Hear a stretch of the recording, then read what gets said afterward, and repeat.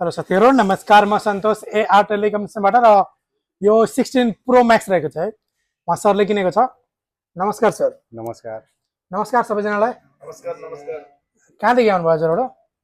हामी टेक्नोलोजी चेन्नई तामान टेक्नोलोजी चेन्नईदेखि 16 प्रो मैक्स लिनु भयो ब्रान्ड न्यू। के कस्तो प्राइसमा पाउनु भयो सर?